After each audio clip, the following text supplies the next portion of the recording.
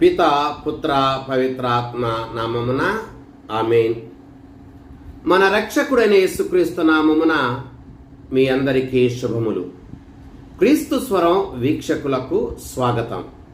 యేసు ప్రభు మిమ్ములను మీ కుటుంబాలను చల్లగా దీవించునుగాక. ప్రియ సహోదరి, ప్రియ సహోదరా, తపస్సు కాలములో పవిత్ర వారములోని బుధవారం ఇది.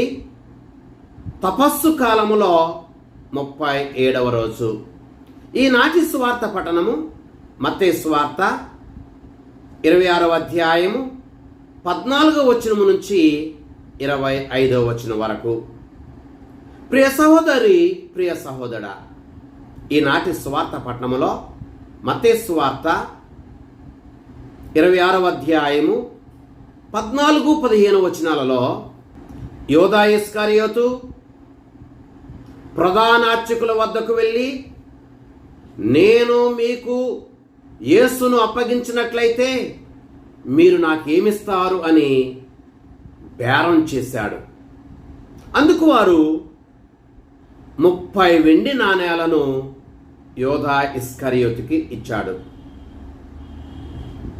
అందుకు వారు 30 వెండి నాణేలను యోధా ఇస్కరియోతుకి ఇచ్చారు.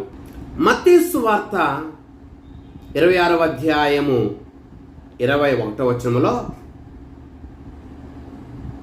యేసు ప్రభుతో పాటు శిష్యులందరూ భుజిస్తూ ఉండగా యేసు ప్రభు ఇలా అన్నాడు, మీలో ఒకడు నన్ను శత్రువులకు అప్పగించబోతున్నాడు అని. అప్పుడు శిష్యులందరూ కూడా, గురువా నేనా, గురువా నేనా అని అడిగారు.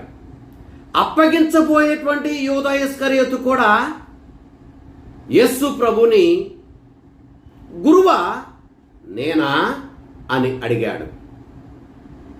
ప్రియ సహోదరి, ప్రియ సహోదరా, యేసుక్రీస్తు ప్రభుని శత్రువులకు అప్పగించబోయేది శత్రువులు కాదు, కానీ యేసు ప్రభుని శత్రువులకు అప్పగించబోయేది ఆయన ఎన్నుకున్నటువంటి శిష్యుడైన యోధా ఇస్కరియోతు. యేసు ప్రభుని శత్రువులకు అప్పగించబోయేది యేసు ప్రభు ప్రేమించిన యోధా ఇస్కరియోతు. యేసు ప్రభుని శత్రువులకు అప్పగించబోయేది యేసు ప్రభు నమ్మిన యోధా ఇస్కరియోతు. ప్రియ సహోదరి, ప్రియ సహోదరా, ఇక్కడ మనం 2 విషయాలని గమనించాలి. నెంబర్ 1, క్రైస్తవులుగా ఉండే మనము కూడా చాలాసార్లు, చాలా సందర్భాలలో, చాలా రకాలుగా యేసు ప్రభుని మనము అప్పగిస్తూ ఉన్నాము.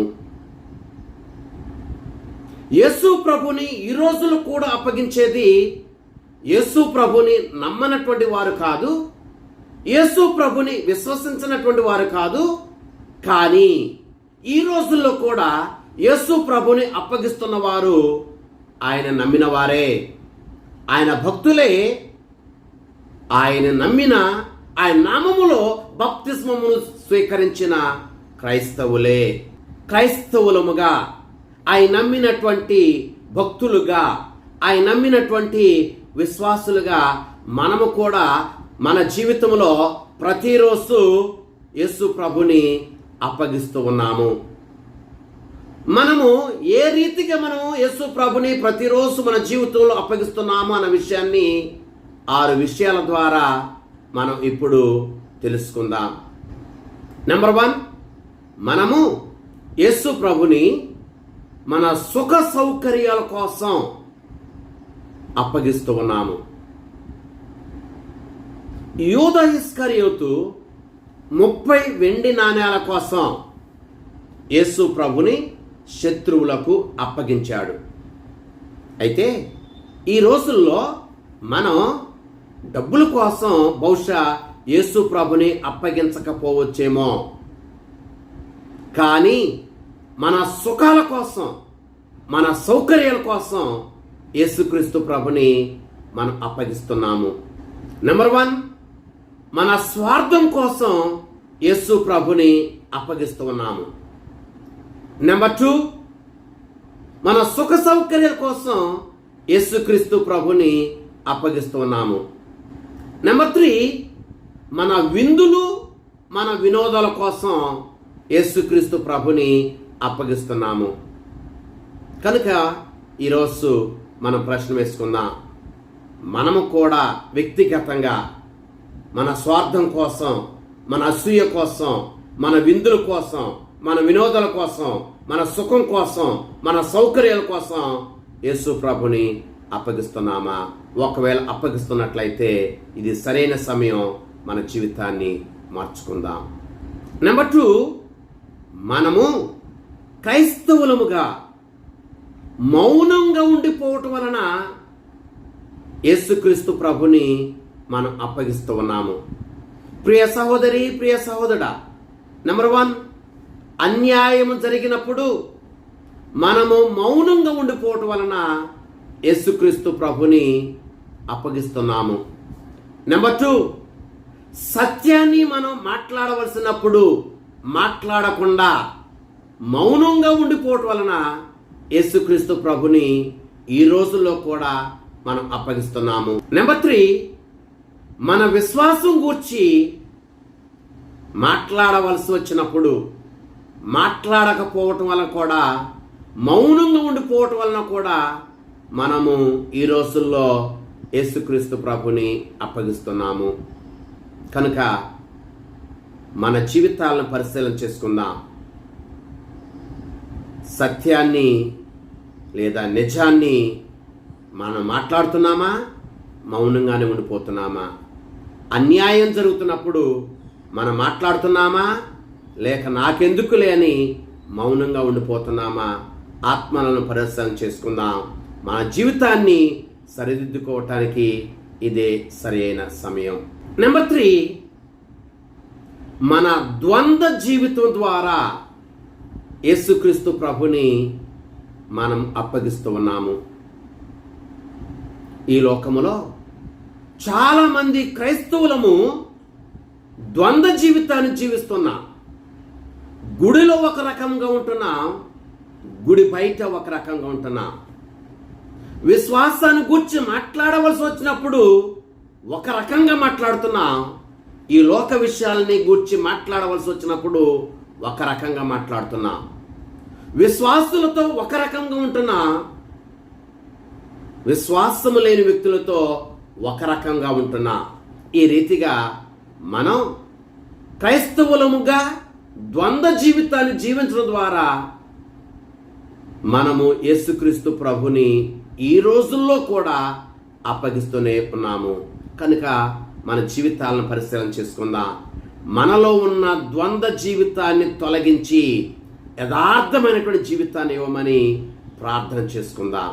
నెంబర్ 3, మన చెడు నడవడిక ద్వారా యేసు ప్రభుని మనము అప్పగిస్తూ ఉన్నాము.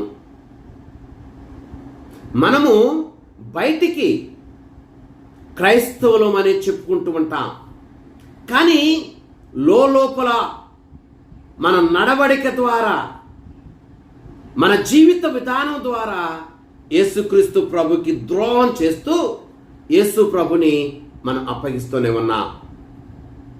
క్రైస్తవులమని, క్రీస్తును నమ్ముకున్న వారమని, క్రీస్తుని ప్రేమించే వారమని గంభీరంగా మాట్లాడుతుంటాం, చెప్పుకుంటూ ఉంటాం. కానీ దాని భిన్నంగా మన నడవడిక ఉంటుంది. ఆ నడవడిక ద్వారా మనము యేసు ప్రభుని అప్పగిస్తున్నాం. కనుక మన నడవడికను, చెడు నడవడికను పరిశీలన చేసుకుని మార్చుకుందాం. నెంబర్ 5, మన మాటల ద్వారా యేసుక్రీస్తు ప్రభుని అప్పగిస్తూ ఉన్నాం. మన మాటల ద్వారా అనేక సార్లు, అనేక రీతులుగా ఇతరులకి యేసు ప్రభువుని అప్పగిస్తున్నాం. మన గుసగుసల ద్వారా యేసు ప్రభువుని అప్పగిస్తూ ఉన్నాం. మన అబద్ధాల ద్వారా యేసుక్రీస్తు ప్రభుని అప్పగిస్తూ ఉన్నాం. మన చెడు సంభాషణ ద్వారా యేసుక్రీస్తు ప్రభుని అప్పగిస్తున్నాం. ఇతరుల మీద మనం చేసే దుష్ప్రచారము ద్వారా యేసుక్రీస్తు ప్రభుని మనం అప్పగిస్తూ ఉన్నాం. కనుక మన మాటలను సరిదిద్దుకునే కాలం ఈ తపస్సు కాలం. సరిదిద్దుకుందాం, క్రీస్తు ప్రభుకి దగ్గరగా జీవిద్దాం. నెంబర్ 6, ఇతరులను పాపములోనికి నెట్టడం ద్వారా మనము యేసుక్రీస్తు ప్రభుని అప్పగిస్తూ ఉన్నాం. మనము పాపము చేయటం మాత్రమే కాదు, మనము ఇతరులను పాపంలోనికి నెట్టుతూ ఉన్నాం. మన జీవిత విధానము ద్వారా ఇతరులను పాపంలో నెట్టుతున్నాం. మన మాటల ద్వారా ఇతరులను పాపంలో నెట్టుతూ ఉన్నాం. మన జీవిత నడవడిక ద్వారా ఇతరులను పాపంలోనికి నెట్టుతున్నాం. ఈ రీతిగా యేసుక్రీస్తు ప్రభుని ఇతరులకు అప్పగిస్తూ ఉన్నాం. కనుక ఈరోజు మన జీవితాలను పరిశీలన చేద్దాం. యోధా ఇస్కరియోతులాగానే మనం కూడా యేసు ప్రభుని, గురువా నిన్ను అప్పగిస్తున్నది నేను కూడానా అని అడిగి దానికి సరైనటువంటి జవాబు మనమే చెప్పుకుని మన జీవితాన్ని సరిదిద్దుకుని యేసు ప్రభుని మరణ పునరుత్థానాలలో పాలు పంచుకుందాం. ఆ ప్రభువు మనలందరినీ చల్లగా దీవించునుగాక. ఆమేన్. పిత, పుత్ర, పవిత్రాత్మ నామమున ఆమేన్.